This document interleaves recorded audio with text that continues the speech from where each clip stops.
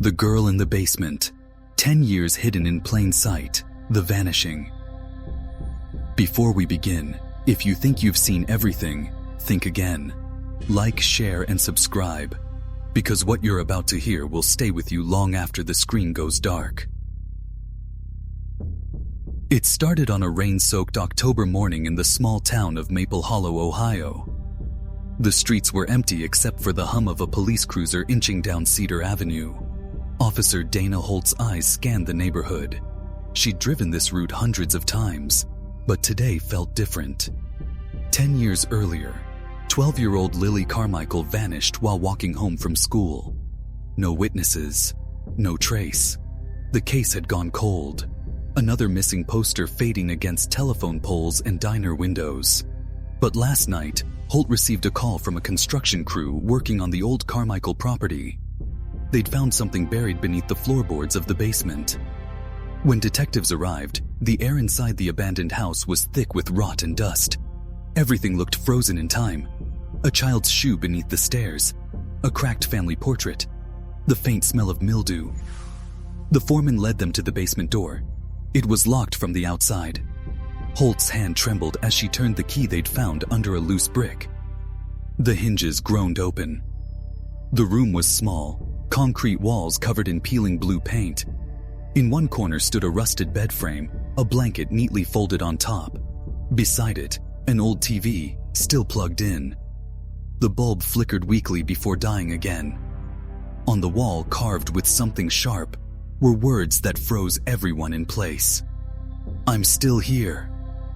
The team worked in silence, documenting every inch. Forensics found hair strands, a child's drawing, and several diaries hidden inside a hollowed-out cinder block. Each diary was signed in the same childish handwriting. Lily. Detective Lut read the first few lines aloud. "Day 47. I can hear him upstairs. Sometimes he forgets to lock the door." The sound of a generator starting outside made her flinch. The unease in the room was suffocating. Within hours, the FBI was involved. Agents theorized the room had been used to hold someone, possibly Lily, for years after her disappearance. But who could have done it? The Carmichael family had moved away after the investigation collapsed. The father, Henry Carmichael, had died in 2017 of an apparent heart attack.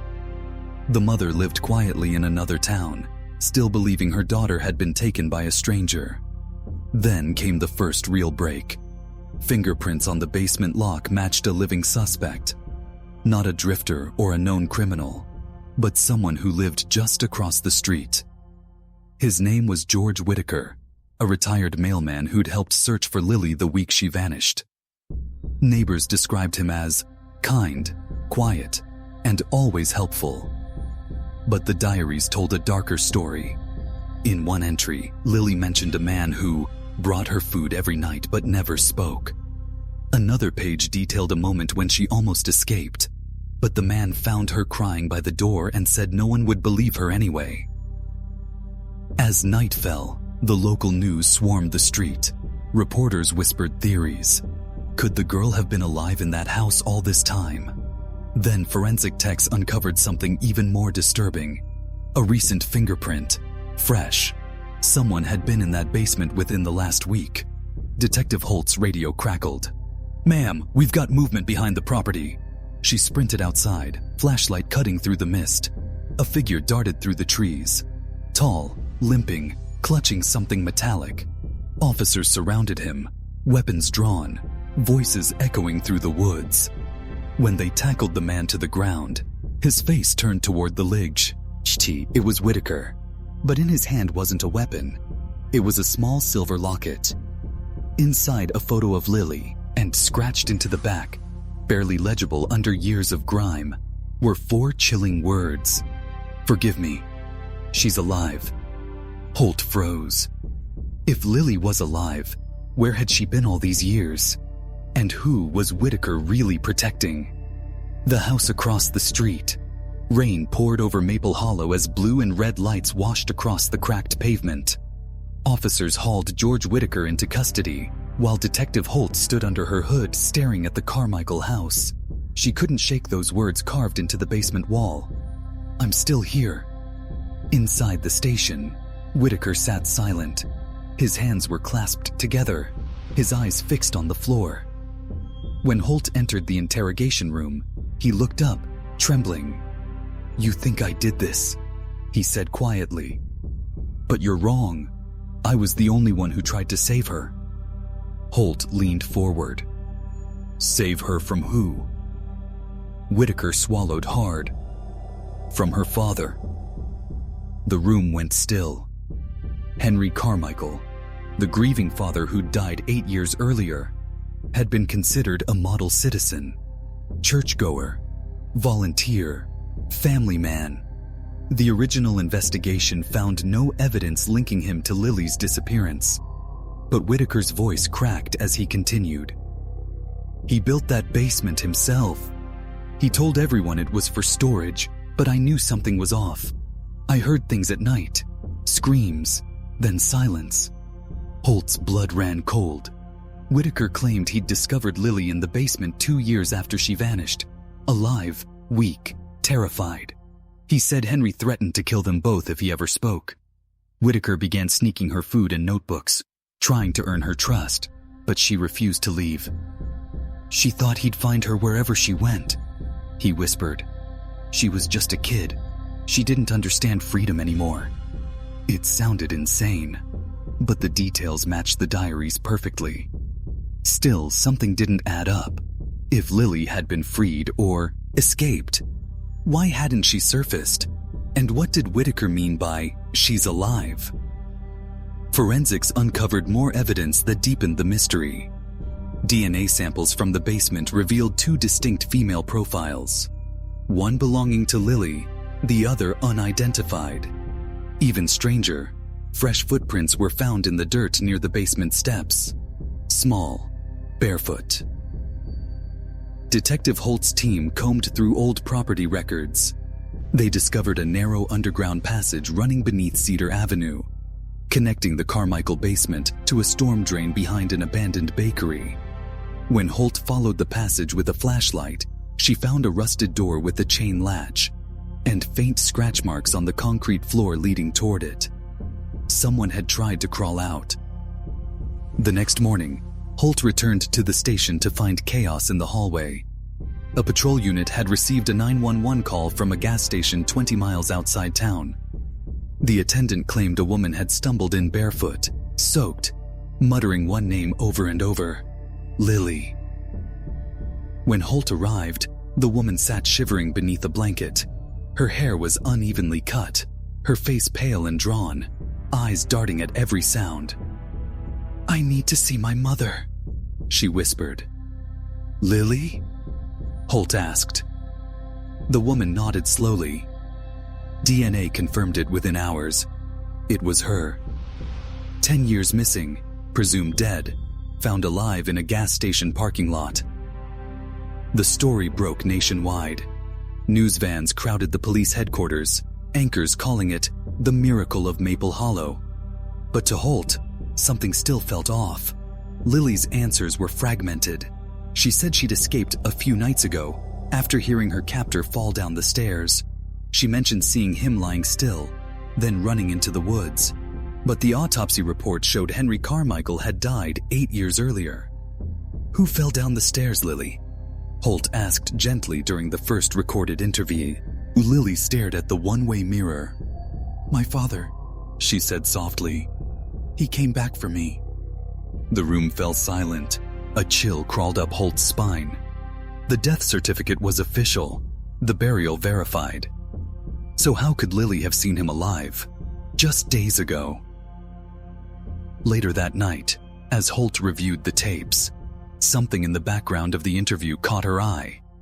A reflection in the mirrored glass. A shadow moving just behind the observation room. She paused the video. The silhouette was unmistakable. Broad shoulders, thick frame. Henry Carmichael. But he was supposed to be dead. Holt stood frozen, her pulse hammering. She turned toward the darkened hallway outside the interview room, and for a brief moment, thought she saw the same figure watching from the far end before disappearing around the corner. The air felt suddenly heavy, like the house itself was breathing again, and on her desk lay a single photograph that hadn't been there before. Lily, 10 years old, standing in the basement. On the back, in neat cursive handwriting, were 5 words. "You stopped looking too soon." The man who wasn't dead. The storm outside roared as Detective Holt stared at the photograph on her desk. The edges were curled, the ink faintly smeared, but the words were clear. "You stopped looking too soon." She locked the precinct door and spread the files across the table. Photos, autopsy reports, crime scene logs. Everything said Henry Carmichael was dead. Heart attack, 2017, cremated. But when she pulled up the death certificate, her stomach twisted. The attending physician's signature was smudged, almost illegible, and the mortuary that handled the cremation shut down 2 years ago, after being investigated for falsifying documents. The realization hit her like a punch. Henry Carmichael never died. At that exact moment, the lights in the station flickered. A dispatch call crackled through her radio. Another break-in, same neighborhood, the old bakery behind the storm drain. Hoti grabbed her flashlight and gun, heart pounding as she drove through sheets of rain toward the site. The once bustling bakery stood silent, its sign dangling from one hinge. She stepped inside. Flour dust coated the air like fog. The smell of decay mixed with damp brick. A faint sound. Footsteps echoed from below. Holt found the cellar door half open. The beam of her flashlight caught a figure moving at the far end of the tunnel. Tall, in a gray raincoat, dragging something metallic. "Police!" she shouted. "Hands where I can see them!" The man stopped, slowly turned. For a split second, she saw his face. Pale, sagging, eyes hollow but unmistakable. Henry Carmichael. "Henry?" Her voice trembled. "You're supposed to be dead." He smiled faintly, the expression colder than the air around them. "I was," he said, "until they made me remember." Before Holt could react, he dropped the metal object, a key ring, and bolted deeper into the tunnel. She chased him through the narrow passage until it opened into a hidden chamber beneath the bakery. The room looked eerily familiar. Concrete walls, a single cot, blue paint peeling in strips. A second basement.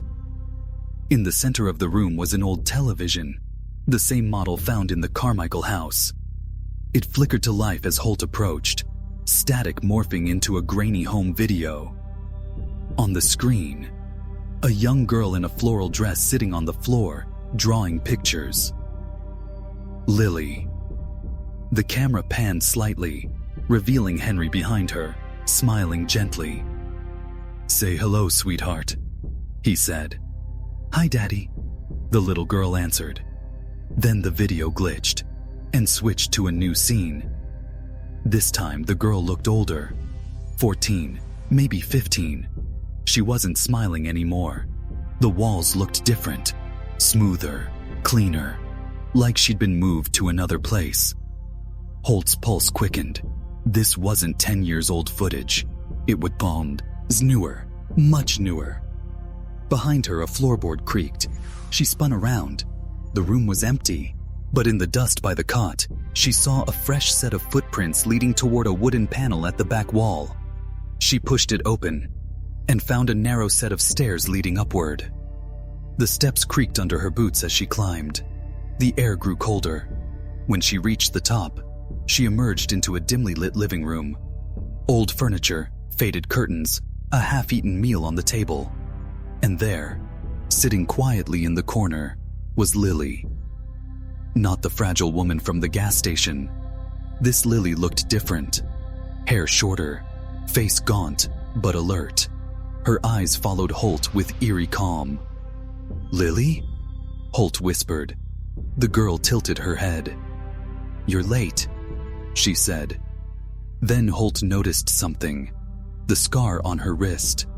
The woman they found earlier had no scar. Her voice shook. "You're not Lily." The girl smiled faintly. "No, but he wanted me to be." Footsteps echoed behind Holt. Henry Carmichael stood in the doorway, face pale and trembling. "You shouldn't have come here," he rasped. "You don't understand. I was trying to fix what I broke." He stepped forward, voice breaking. "She wasn't supposed to die. The real Lily. I found another. Someone who looked like her. Someone I could keep." Holt's chest tightened. "You kidnapped a second girl." Henry's face twisted with anguish. "No, I rescued her. She was lost, just like Lily." Before Holt could respond, a loud crack split the air, the old beams groaning above them. The tunnel below began to collapse. Holt grabbed the imposter girl's arm and ran, dragging her toward the exit. Henry stayed behind, staring blankly as the ceiling caved in around him. By dawn, the bakery was gone, reduced to rubble and smoke. The rescue team never found Henry's body, but they did find two things buried in the debris: a silver locket engraved with Lily's initials, and a videotape labeled Home, 2015. When Holt played it later that day, our hands trembled. The video showed a dimly lit room, the same blue-painted basement. The camera panned to reveal two girls sitting side by side, identical except for their expressions. One smiled faintly, the other stared directly into the lens.